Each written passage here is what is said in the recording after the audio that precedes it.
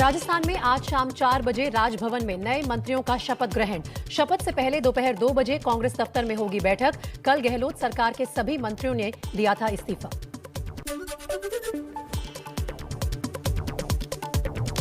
मंत्रियों की शपथ से पहले सीएम अशोक गहलोत रात राज्यपाल कलराज मिश्र से मिले, लेकिन सिर्फ 3 मंत्रियों के ही इस्तीफे सौंपे। करीब 40 मिनट तक राज्यपाल और गहलोत के बीच बात हुई।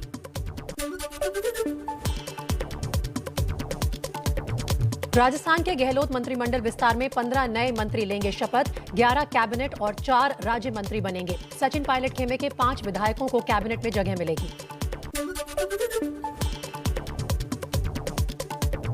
हेमाराम चौधरी, विश्वेंद्र सिंह और रमेश मीणा समेत 11 कैबिनेट मंत्री बनेंगे, तो जाहिदा, ब्रिजेंद्र सिंह ओला, राजेंद्र गुड़ा और मुरारी लाल मीणा राज्य मंत्री बनेंगे। कैबिनेट फेरबदल को लेकर सचिन पायलट का बयान, कहा पार्टी ने अच्छा कदम उठाया, लोगों में अच्छा संदेश जा रहा है, दलितों और महिलाओं की भागीदारी सरकार में बढ़ी। सचिन पायलट ने राजस्थान कांग्रेस में किसी भी तरह की गुटबाजी से इनकार किया, कहा पार्टी एकजुट है, 2023 में दोबारा सरकार बनाएंगे।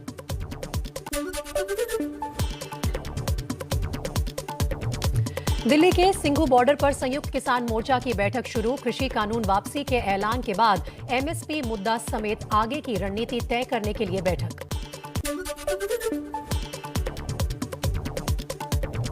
अपनी मांगों पर अड़े किसान नेता दर्शनपाल एबीपी न्यूज से बोले, एमएसपी पर कानून बने, बिजली पर अध्यादेश की वापसी हो, पराली और किसान आंदोलन में दर्ज मुकदमे रद्द हो, मृतक किसानों के परिजनों को मुआवजा मिले।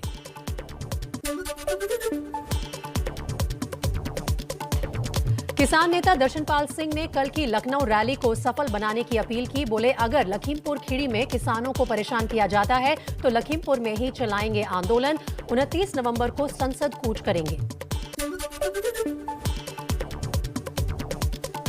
संयुक्त किसान मोर्चा के नेता बलवीर सिंह एबीपी न्यूज से बोले, पंजाब के किसान संगठन राजनीति में आने या नहीं आने पर आंदोलन खत्म होने के बाद फैसला लेंगे। कृषि कानून रद्द होने से पंजाब के सियासी समीकरण बदले।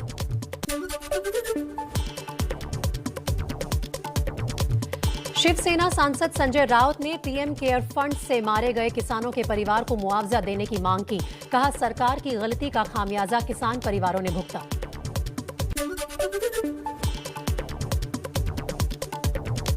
किसानों की बैठक से पहले बोले राकेश टिकैत, सरकार बातचीत करके हल निकाले, हम भी आंदोलन खत्म करने के लिए तैयार। लखनऊ दौरे की वजह से टिकैत बैठक में शामिल नहीं हो रहे हैं।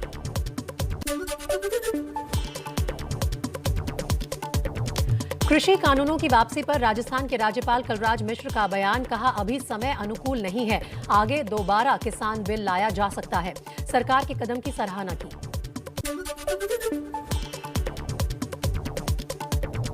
कलराज मिश्र के बयान पर योगेंद्र यादव का पलटवार, कहा वो खुद को प्रधानमंत्री से भी ऊपर समझ रहे हैं, पीएम को इस पर अपना बयान देना चाहिए।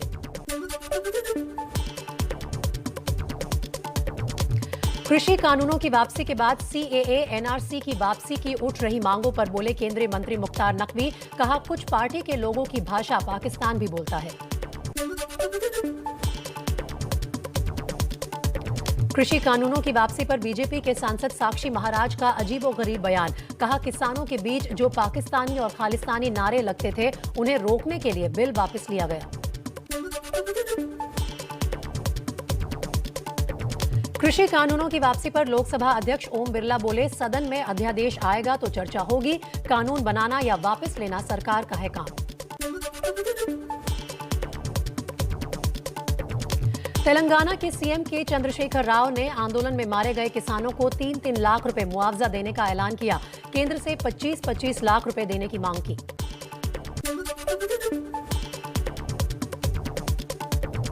लखीमपुर हिंसा में मारे गए किसान के परिवार की पीएम मोदी से मांग, कहा कृषि कानून वापस लिए, अब केंद्रीय मंत्री अजय मिश्रा टेनी को भी फौरन हटाएं, तब मिलेगा पूर्ण न्याय। पीएम मोदी के यूपी दौरे का तीसरा और आखिरी दिन लखनऊ में ऑल इंडिया डीजीपी कॉन्फ्रेंस में आज लगातार दूसरे दिन शामिल होंगे। शाम 4:30 बजे लखनऊ से दिल्ली लौटेंगे। उत्तर प्रदेश चुनाव के लिए समाजवादी पार्टी और आरएलडी में सीटों के बंटवारे पर नहीं बनी बात। सूत्रों के मुताबिक आरएलडी 50 सीटों की मांग कर रही थी। अखिलेश की पार्टी 32 सीट ही देना चाहती थी।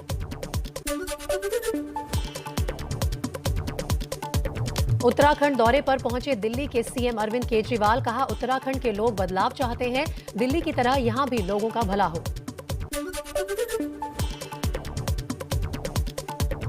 उत्तराखंड के दौरे पर अरविंद केजरीवाल दोपहर 2 बजे हरिद्वार में रोड शो करेंगे। शाम को पार्टी कार्यकर्ता और पद अधिकारियों के साथ बैठक करेंगे।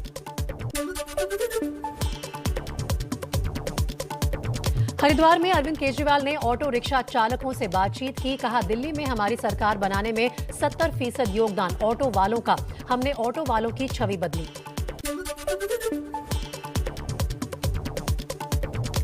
हरियाणा के पूर्व सीएम और कांग्रेस नेता भूपिंदर सिंह हुड्डा ने खट्टर सरकार पर नौकरियों में घोटाले का आरोप लगाकर सीबीआई जांच की मांग की। कहा सिविल सर्विस से ग्रुप डी तक नौकरी के रेट तय हैं।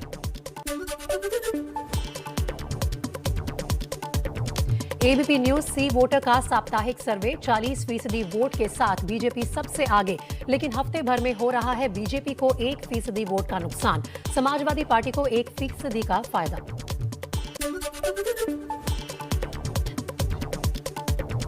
एबीपी न्यूज सी वोटर के सर्वे में सीएम के लिए योगी यूपी वालों की पहली पसंद, 43% के साथ नंबर 1 पर योगी, अखिलेश 31% लोगों की पसंद।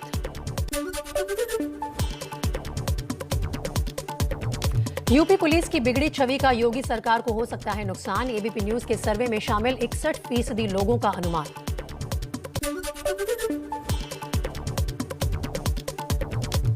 सर्वे में शामिल 46% लोग योगी सरकार से नाराज, बदलाव के पक्ष में 29% लोग नाराजगी के बाद भी बदलाव के पक्ष में नहीं, 25% ना तो नाराज और ना ही चाहते हैं बदलाव।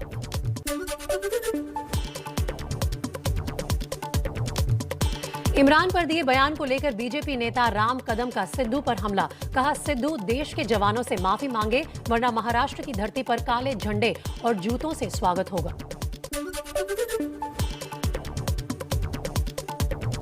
शनिवार को करतारपुर गुरुद्वारे में मत्था टेकने गए सिद्धू ने पाकिस्तानी पीएम इमरान खान की तारीफ करते हुए उन्हें बड़ा भाई कहा था, बॉर्डर खोलने की भी मांग की थी।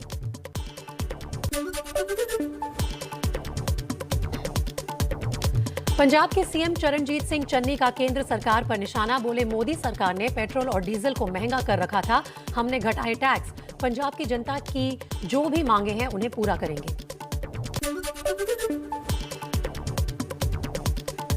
छत्तीसगढ़ में बीजेपी का बघेल सरकार पर हल्ला बोल, पेट्रोल और डीजल के दामों से वैट ना घटाने पर प्रदर्शन और चक्का जाम किया, कहा जब सब राज्यों ने वैट घटाया तो बघेल से राहत क्यों नहीं।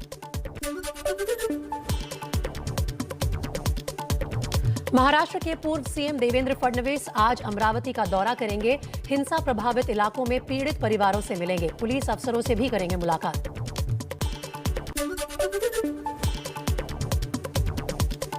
पीडीपी अध्यक्ष महबूबा मुफ्ती का बीजेपी पर बड़ा आरोप, बोली घाटी में सच बोलने नहीं दिया जाता, सच बोलने वालों को भेजा जा रहा है जेल।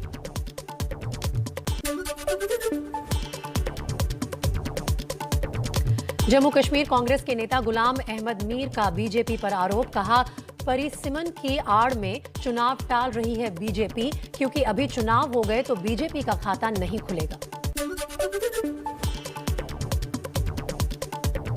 पश्चिम बंगाल की सीएम ममता बनर्जी का कल से 4 दिन का दिल्ली दौरा, सूत्रों के मुताबिक संसद के शीतकालीन सत्र के लिए विपक्ष के साथ मिलकर सरकार को घेरने की रणनीति बनाएंगी।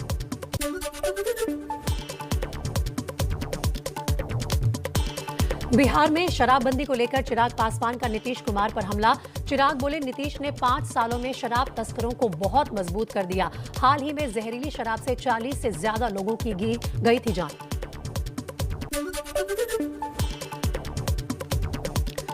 महाराष्ट्र में मंत्री नवाब मलिक और एनसीबी अफसर समीर वानखेड़े परिवार के बीच विवाद और बयानबाजी जारी, अब नवाब की बेटी नीलोफर ने वानखेड़े की शादी का कार्ड जारी कर मुस्लिम होने का दावा किया।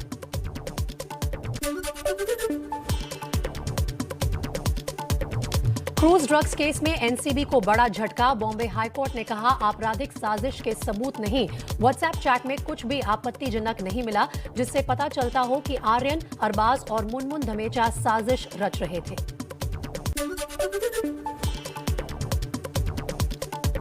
बॉम्बे हाईकोर्ट के बयान पर एनसीपी नेता नवाब मलिक की प्रतिक्रिया। बोले हाईकोर्ट ने साफ कर दिया है कि आर्यन का मामला वसूली और किडनैपिंग का था।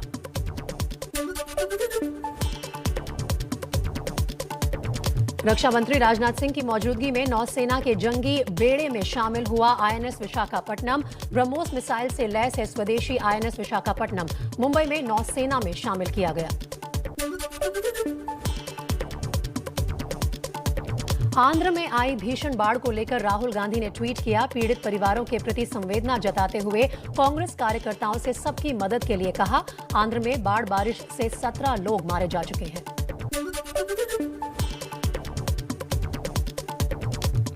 आंध्र प्रदेश के अनंतपुर में बाढ़ में फंसे लोगों को वायुसेना के जवानों ने बचाया। MI-17 हेलीकॉप्टर से 4 जेसीबी कर्मचारी, 2 दमकल कर्मचारी और 3 आम नागरिकों का किया रेस्क्यू। देश के सबसे साफ शहर का अवार्ड जीतकर इंदौर पहुंचने पर अधिकारियों का एयरपोर्ट पर हुआ स्वागत। लगातार 5वें साल देश का सबसे साफ शहर चुना गया इंदौर।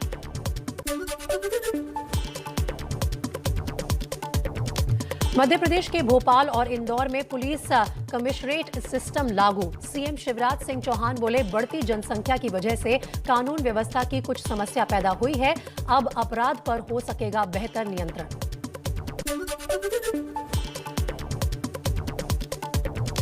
दक्षिण कश्मीर के कुलगाम में सुरक्षा बलों ने हिजबुल कमांडर मुदासिर को ढेर किया। मुठभेड़ के दौरान फंसे स्कूली बच्चों समेत 60 लोगों को सुरक्षित भी निकाला। सर्च ऑपरेशन अभी जारी।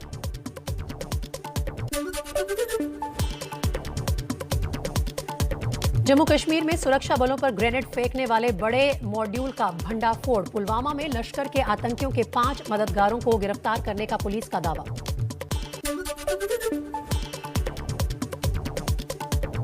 यूपी की बांदा जेल में बंद माफिया विधायक मुख्तार अंसारी के खिलाफ योगी सरकार की एक और बड़ी कार्रवाई।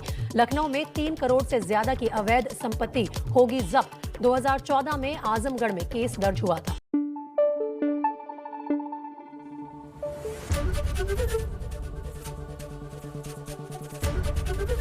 एबीपी न्यूज आपको रखे आगे।